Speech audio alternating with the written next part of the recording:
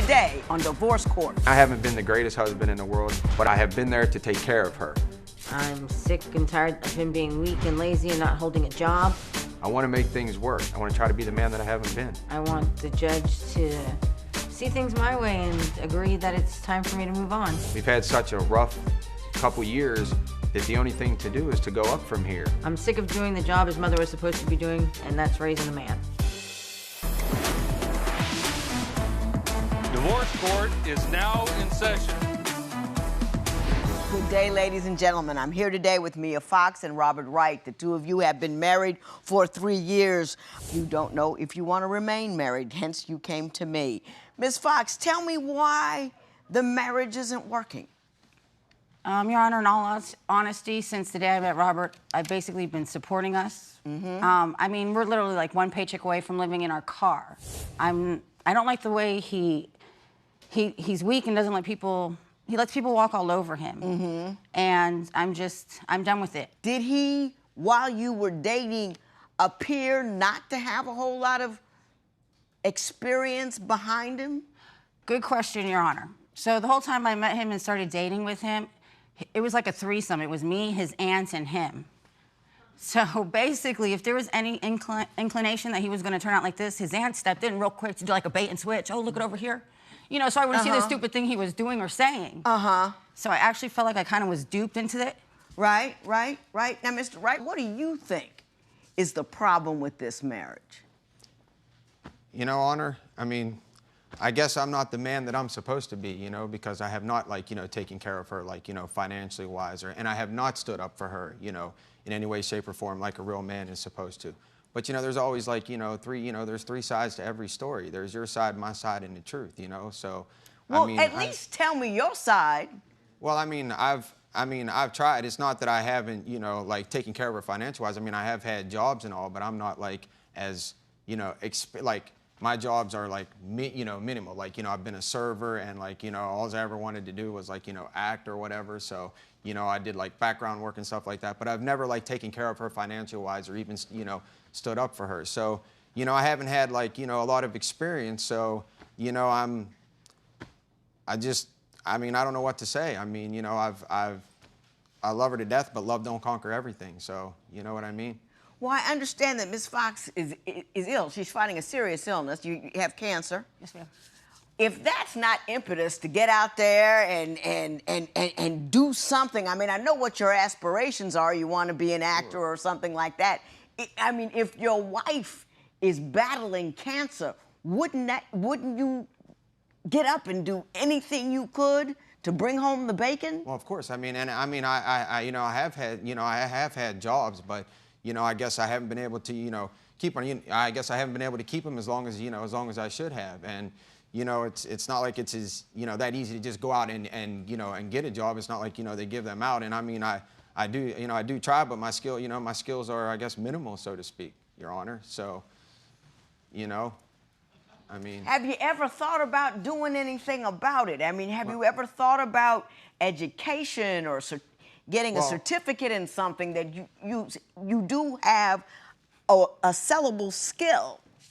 Well, I mean, you know, like I did, she did try to get me into school, and I messed that one up too. So. How'd that happen? Well, she got me into school, and I never went, you know, cause. Tell her where you were at. What? Tell her where I was at. Tell her where you were at. Well, you know, I had gone to the library, and I guess, you know, she said I just, you know, hung out there or, you know, whatever. He didn't go to school. I mean, it was a computer class, something that could help him advance. He didn't want to go to school, and he didn't want to go to work. So he pretended to go to school and hid in the library. And I didn't even know that he wasn't going to school until a friend of mine came up to me and was like, listen, he don't want to go to school because he said he wants to be a sports announcer. I was like, okay, look at, like, even athletes, 1 out of 1,000 of them is going to be a sports announcer. You're not even an athlete. He doesn't want to take a 6-week computer course. He's hiding in a library. Who does that? When he's supposed to go to work, he's in the car sleeping. Who does that? Who does that? Well, I guess apparently I did, so. Have you lived a life where things were mostly provided for you and you never had to develop any kind of fight?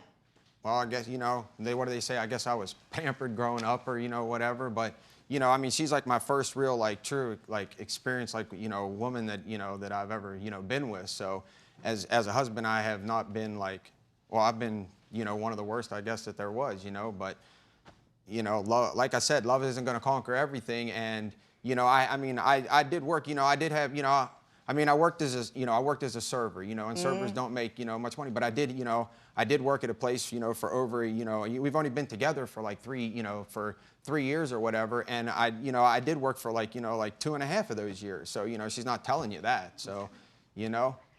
Mr. Wright, what do you think are her failures that is contributing to the failure of this marriage? Well, I mean, she's constantly, I don't want to say she's constantly putting me down, you know, but she's like, you know, I'm slow, I'm not this, you know, I'm not that, you have no drive, you know, you have nothing, you've been pampered, you know, your whole life. And I've often said that, you know, I wish, like, my father would have, taught me more, like, you know, I'm not good with my hands, you know, I'm not good with tools, you know, I'm not good with anything like that. School wasn't, you know, like my greatest thing, and all I ever had to fall back, you know, all there ever was like, you know, sports and you know, wanting to be, you know, an actor. And God knows I was never going to be anything in sports, you know, all the sports knowledge in the world, but that ain't going to pay any bills or anything like that. And, you know, I don't know. I guess it was a journey that maybe for a road we shouldn't have gone down or something. I don't know. But I mean, I do love her, and I have tried. But like I've said a couple of times here before, love doesn't conquer all. Yeah. I got that part. I got my next series of questions are for you. I was pointing out to his friends, you know, because that's what him and his friends, they want to do. Oh, you used to do adult films. They think I turned them into a liar, into this and that. And I'm like, you can't turn somebody into something that, he was already those things.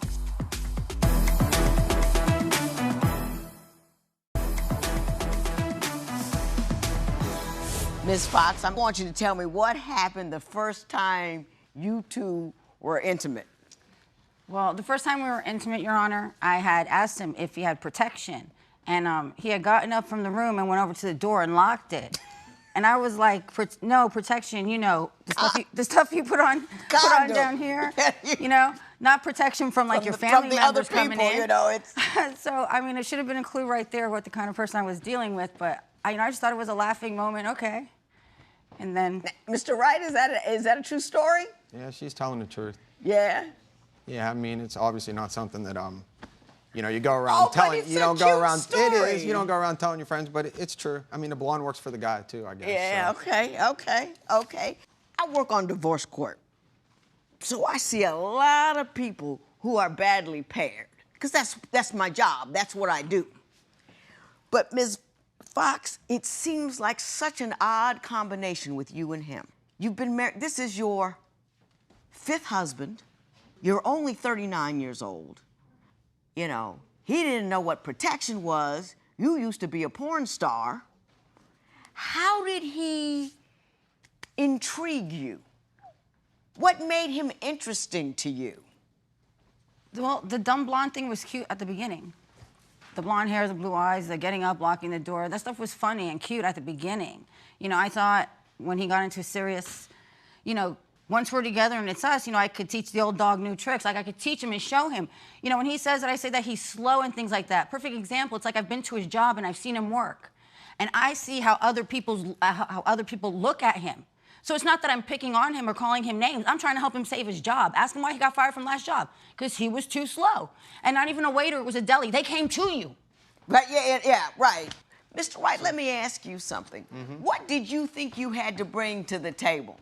I was asking her why she was intrigued with you. Now I want to know, what did you think you brought to the table, or what intrigued you about her? Well, in the beginning, what would she want to do with, with somebody like me? I never thought I had a chance. I mean, this is a former porn star. She's never hid that or anything like that. Mm-hmm. You know, I've never really had like a real like serious relationship or whatever, anything. She was like, the first one. And so I was like shocked that she would be, like even interested in me. I mean, I didn't even know that, I didn't even know she was like really hitting on me, they had to tell me. Anyway, I did try to, I ran this like I did have other aspirations. Like I helped run this like wrestling promotion.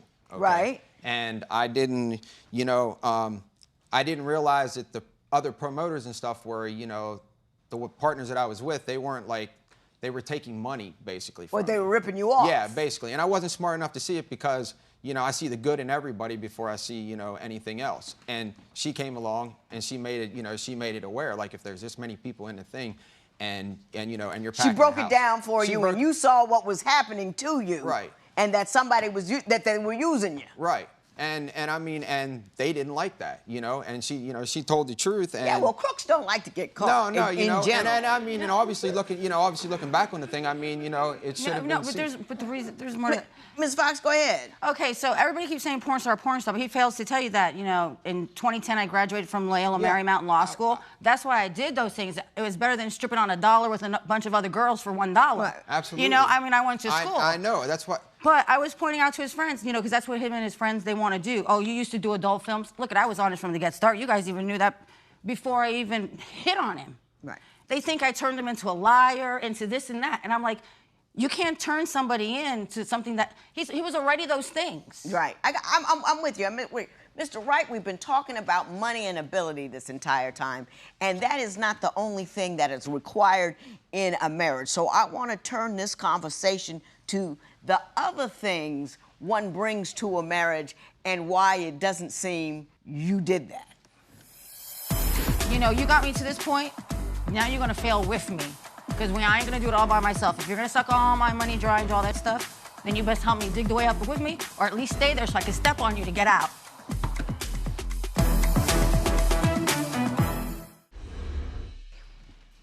I know that a lot of people have the idea in the head that a man is supposed to bring economic support. Back in the day, women, not all they were supposed to do, but women were the emotional support. They were the caregivers.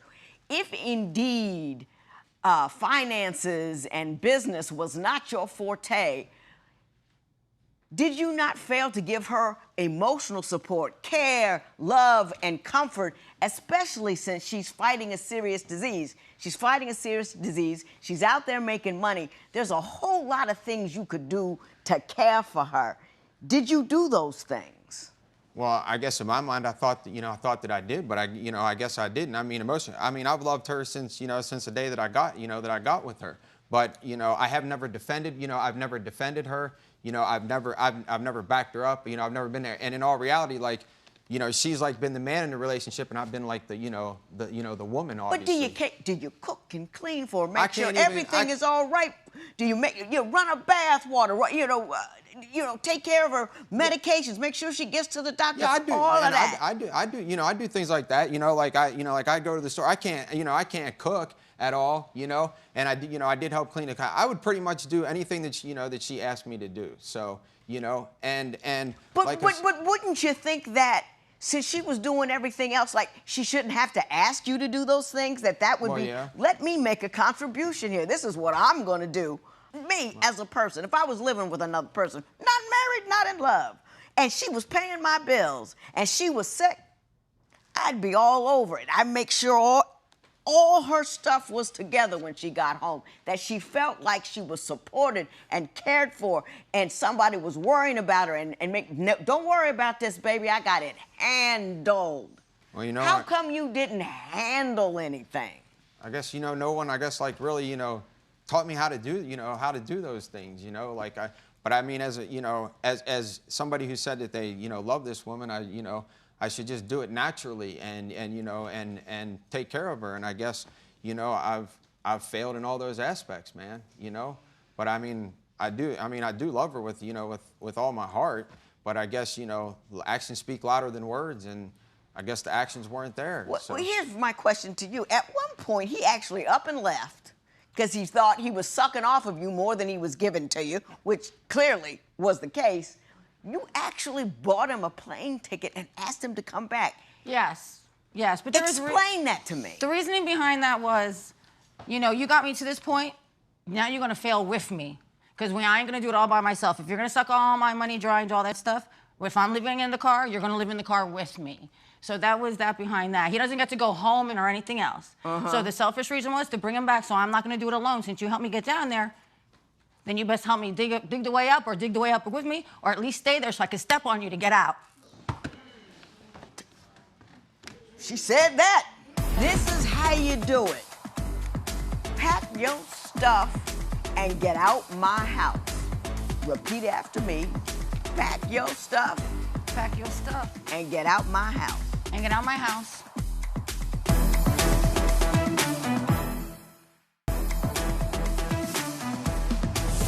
From what I see here, my paperwork is bad. My paperwork says you two are looking to save your marriage. It looks like to me that you two are looking to shoot one another. So, Ms. Fox, do you want to keep him? You ready to get rid of him? Do you want him to give you something as he goes, just as a token of something? What do you want? Your Honor, I want this to be over, but like he's not getting it and he doesn't understand it no matter how many times I tell him. So maybe he needs someone on the other side to help him view, like, first off, we don't need to be together like this. If it's like this, there's no need to be together. And then if we even try to work things out, there's always going to be resent there. So how come he doesn't see what I see? How come he doesn't see it's over? How come he doesn't see? Because you sent him a plane ticket, that's why. I gave him every opportunity. I was like, listen, to get back on your feet and to do stuff, get him a job and stuff like that. So I go over to the job and I'm watching him. Again, I see, like, look, I could see how the other employees and people are looking at you. Job? What you're telling me is you want someone in authority to tell him it's over, because he seems to be confused by that. Right, he doesn't understand. He don't get it. He does not get it. Like, he just does not get it. Like, maybe because he's like, I got nowhere else to go.